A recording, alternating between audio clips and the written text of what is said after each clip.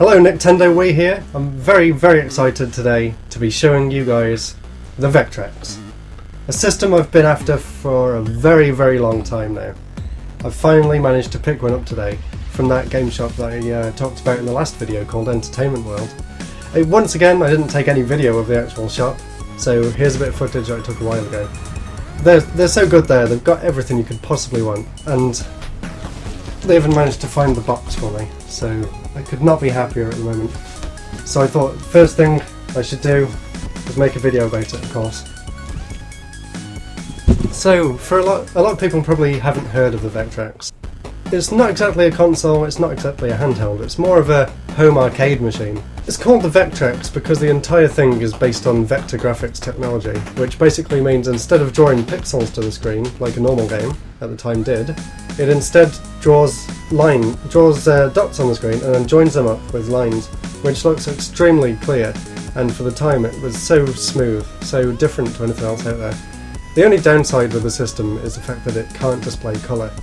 So instead of having a colour screen, they actually got round the issue by packaging all the games with these. These are actually overlays which clip in front of the screen like that.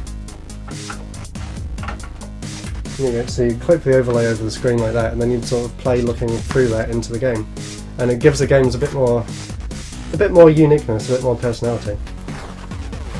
The games themselves come on little black cartridges like this. They kind of look like Atari 2600 cartridges, but a bit thicker, and they actually go in the side of the system.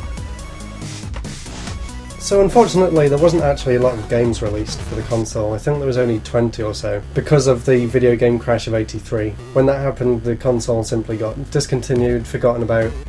Things moved on, new home consoles came out, the NES came out a few years after.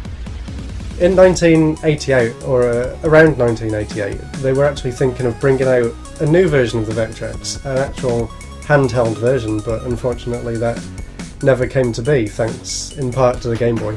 But anyway, enough history about the machine, let's take a look at it in action. I've heard it's kind of hard to actually get video from the system because of the way the screen works, but I'll try my best and we can take a look at the 3 games that I got with it. It's got one game built in called Mindstorm, which is a really fun asteroids kind of game. It's probably the game that most people know about. If they think about the Vectrex, they probably think of Mindstorm, as it's the game that every single person has. It's the game that they always show off at expos or anywhere where the Vectrex is on display.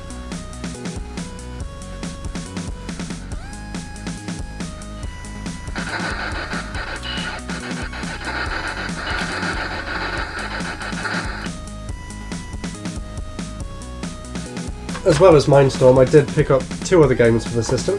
One of them is a fairly famous early Atari game, early arcade game that was also ported to Atari and Vectrex obviously, and that is Berserk. A very early kind of top-down shooter in a way.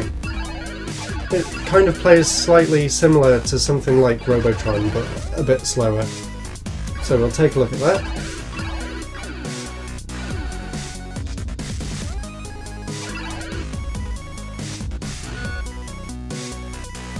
And then the other game that I got, I had never heard of before, but it actually plays really well. It's kind of like Tempest, but in reverse, because you actually play from the middle of the screen, shooting out at the enemies, instead of moving around the outside shooting in like Tempest. And that game is called Bedlam.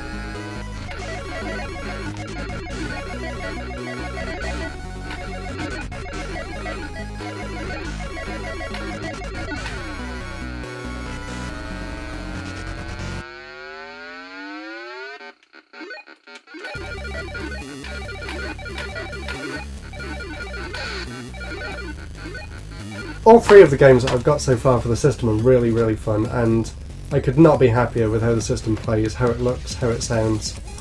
It's really cool. As you just saw, the controller actually fits inside the system. It's got a really nice analog stick, and it's got 4 face buttons. Usually on the front of the display it actually tells you what they do, so you don't have to keep looking down at the buttons to figure out what they do.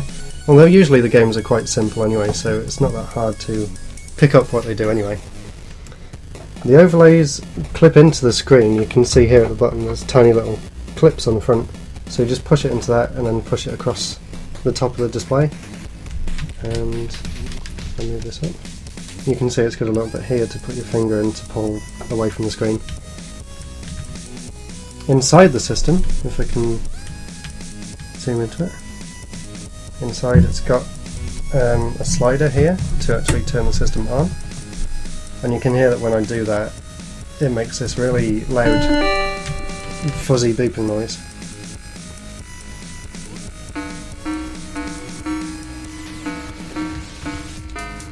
Also on the inside there's another control port there, and a button that you can just press in to reset the game. So you can see how it just flicks back on and off.